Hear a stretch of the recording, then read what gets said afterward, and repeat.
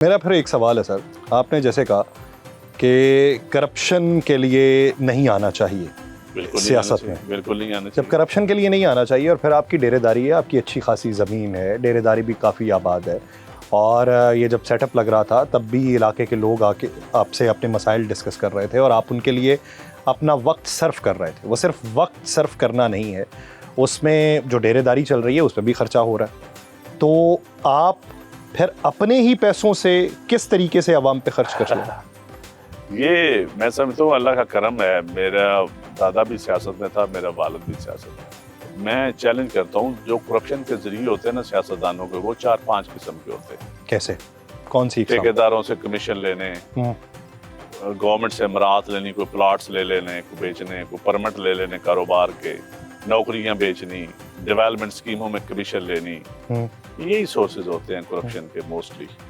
تو میرا open challenge ہے، ہم تینوں بھائی ایم پی ایم این اے رہے ہیں، میرے والد صاحب رہے ہیں، کوئی ثابت کر دے اللہ کی. کبھی زندگی میں کسی نے الزام بھی نہیں لگایا؟ الزام تو لگاتے ہوں گے لوگ، الزام میں نہیں کہتا. نہیں کیسز چلے کبھی؟ نہیں، کبھی نہیں زندگی میں کبھی کوئی کیس نہیں؟ کبھی کوئی کیس. اور میں تحصیل ناظم بھی رہا ہوں. مشرف دور میں اپوزیشن کا تحصیل ناظم تھا. پہلا عدم اعتماد میرے خلاف ہوا تھا پورے پنجاب میں. 2 سال ہی میں نے ٹھیک کیے. جب چوری پرویز وزیر اعلیٰ بنے تو اس کے بعد میں سٹے پہ ہی چلا ہوں. کبھی ہائی کورٹ کا سٹے، کبھی سپریم کورٹ کا سٹے. لیکن اللہ کے فضل و کرم سے سارا ریکارڈ چھان بین انہوں نے بھی کیا تھا. ایک پائی کی کرپشن نہیں ثابت ہو سکتی. الزام میں کہتا ہوں یہ میرا، اگر میں کروں گا تو اللہ تو جانتا ہے نا، بندوں کو نہ بھی پتا ہوتا. اچھا سر، سب سے بڑی چیز ہے کہ آپ کا اور آپ کے اللہ کا ایک معاملہ ہوتا ہے. دلوں کے آپ کے اندر کے ضمیر ہوتا ہے. لوگوں کے ڈر سے کرپشن چھوڑنی بھی نہیں چاہیے.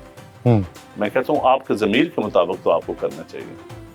وہ ضمیر کئی لوگوں کا کہتا ہے بھائی کرتے جاؤ، پیٹ پوجا ہے. وہ ان کو کرنی چاہیے. کچھ لوگ کہتے ہیں نا کہ کچھ لوگوں کی یہ رائے ہے کہ کمانا صرف چولہا جلانے کے لیے نہیں چاہیے، کمانا کوئی 4 لوگوں کو بھی جلانے کے لیے چاہیے. یہ بہت سارے لوگوں کی رائے. بڑا خرچہ کرنا پڑتا ہے سیاست میں، اس میں کوئی شک نہیں. لیکن آپ کاروبار کریں، آپ بزنس کریں، اچھی کھیتی باڑی. سر ہمارے ہاں ایک عام یہ تصور پایا گیا ہے کہ اگر ایک الیکشن کمپین کے اندر ایک کینڈیڈیٹ کروڑوں روپیہ لگا رہا ہے تو وہ کروڑوں کیوں لگا رہا ہے، وہ کہاں سے بھرے گا؟ نہیں، یہ دیکھیں نا، یا تو آپ ڈاکٹر بنتے ہیں. کیا ڈاکٹر صرف آپ پیسے کمانے کے لیے بنتے ہیں؟ آپ انجینئر بنتے ہیں صرف پیسے کے لیے بنتے ہیں؟ سر اسی لیے ہی بنتے ہیں. نہیں، میں نہیں سمجھتا. صرف کچھ سر کتنے اس وقت پریکٹیکل لوگوں میں سے کتنے لوگ ہوں گے لائف میں کچھ آپ نے کنٹریبیوٹ بھی کرنا ہوتا ہے سوسائٹی میں. آپ نے آنا ہے دنیا میں، آپ نے چلے جانا ہے. کیا تاریخ میں کبھی آپ کا سر یہ آپ کو لگتا ہے یہ کیا کنٹریبیوٹ کیا ہے لائف میں آپ نے، as a doctor, as a صحافی، as a engineer, as a سیاستدان، ایز اے بیوروکریٹ؟ یہ صفت کس حد تک ناپید ہو گئی؟ ناپید بے شک ہو جائے، لیکن ہونی تو یہ چاہیے. ٹارگٹ تو یہی ہونا چاہیے الٹیمیٹلی آپ کا. ہاں، نیکی اور کہ آپ کا خاندان آپ پہ فخر کرے، آپ کا دوست آپ پہ فخر کریں. آپ الٹیمیٹلی آپ کا علاقہ، آپ کے جو شعبے میں بھی ہو، اس شعبے کے لوگ آپ پہ فخر کریں کہ یہ کو کنٹریبیوٹ کر کے گیا. جنہوں نے سائنس میں ایجاد کیا آج ان کے نام ہیں نا. ایٹامک پاور بنے ہیں آپ تو آج شہید ذوالفقار علی بھٹو کا، ڈاکٹر عبدالقدیر خان کا اور ان کی ٹیم کا نام ہے نا. جنہوں نے آئین دیا اس ملک کو، آج شہید ذوالفقار علی بھٹو کا نام ہے نا. کتنے سال ہو گئے، عامروں نے پھانسی لگا دی. کوئی مرا تو نہیں، وہ سیاسی طور پہ تو آپ بھٹو کو نہیں مار سکے. شہید بی بی اگر ایٹامک آپ کو دے گئی، میزائل ٹیکنالوجی دے گئی، اور بڑی بڑی چیزیں دی. بین ذکر سپورٹ پروگرام دیا آپ کو آصف علی زرداری نے، پیپلز پارٹی گورنمنٹ نے. جو غریبوں کے چولہے جن کے گھروں میں ہیں، جن کو نوکریاں ملی، جن کو بجلی گیس ملی، کیا وہ کنٹریبیوشن ہے کہ نہیں ہے؟ جو آپ کنٹریبیوٹ کریں گے وہ تو سوسائٹی میں یاد رکھا جائے گا. ٹھیک، جو غلط باتیں آپ کی وجہ سے آئیں گی وہ بھی یاد رکھی جائیں گی. ٹھیک ہے، نیکی اور بدی جو ہے وہ تو یاد رکھی جائے گی. اور لیکن آپ کنٹریبیوٹ تو کرنا چاہیے. انسان کی زندگی کا اور مقصد کیا ہے؟ صرف مقصد یہ ہے کہ بچے پیدا کریں، پالیں، پڑھائیں اور چلے جائیں.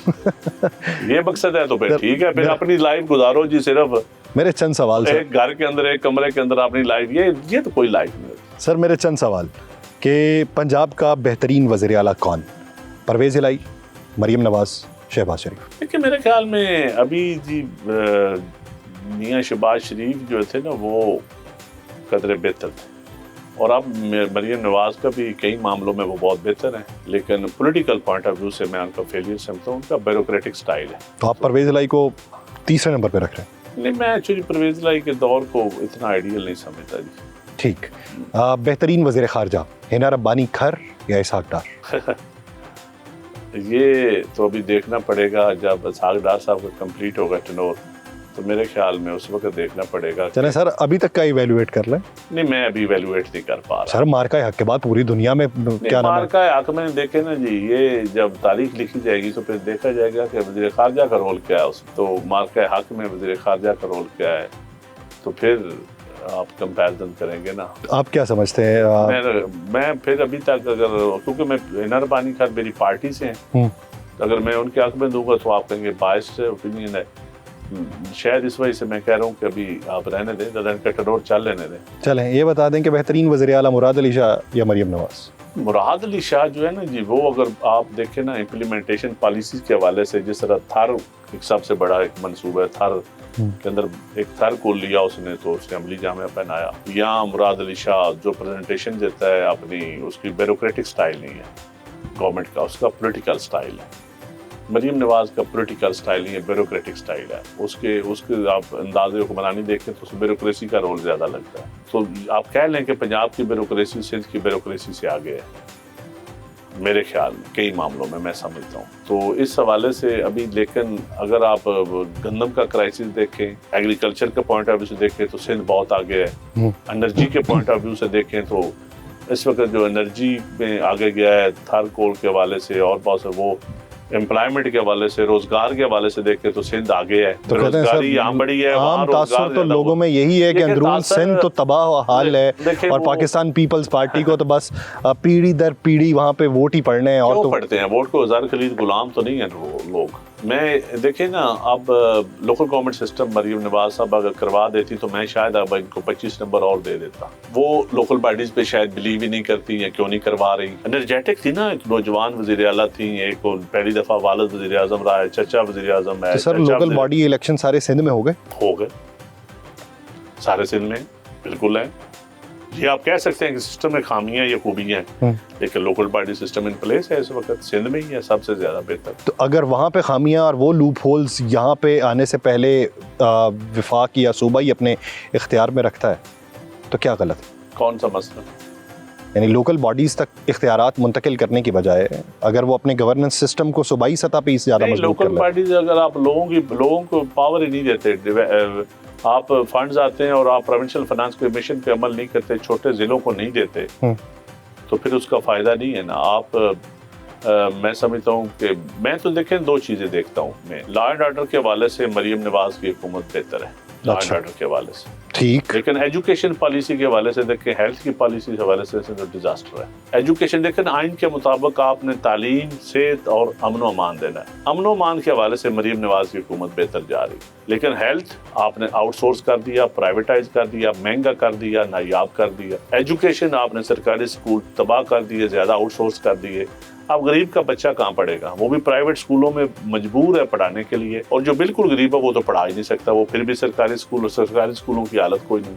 تو اس کا مطلب ہے ایجوکیشن پرائرٹی نہیں ہے مریم نواز کی. جو چیز بہتر ہوگی، لوکل باڈیز کا الیکشن نہیں کروایا انہوں نے، یہ بھی گورننس میں بہت بڑا پول. اور باقی کرپشن، پرائیویٹ ہاؤسنگ سیکٹر میں بڑی کرپشن ہو رہی ہے. ہاؤسنگ سوسائٹیوں والے بڑے بگ گن سرمایہ دار خوب پیسے کما رہے ہیں. میں نام نہیں لیتا، کئی ہاؤسنگ سوسائٹیوں کو جو روڈا کے بند بن رہے ہوں یا دوسرا بند بن رہے ہوں، ایسی کرپشن آپ کو سندھ میں سرکار کے پیسوں سے نظر نہیں آئے گی. تو سر آپ بھی تو ان کے حلیفوں میں سے رہے؟ نہیں، ہم ان کے جو کہتے ہیں نا جی، اسمبلی میں اتحادی ضرور ہیں، لیکن ہم گورنمنٹ کا حصہ تو نہیں ہیں، ہم پالیسیز کا حصہ نہیں ہیں. آپ کے پرانے دوست بھی تو ہیں. دیکھیں سیاست دان ہمارے کو دشمنی تو نہیں ہوتی نا، پالیسیز کی ہم بات کر رہے ہیں. میں کسی کی ذات پہ تو بات ہی نہیں کرتا، پالیسیز کی بات ہے. پالیسیز پہ تنقید کرنا ہمارا حق ہے ایز اے پولیٹیکل ورکر. کوئی اچھی کام کریں گے تو ہم کہیں گے اچھا کام کیا ہے، برا کام کریں گے تو ہم کہیں گے برا کام کیا.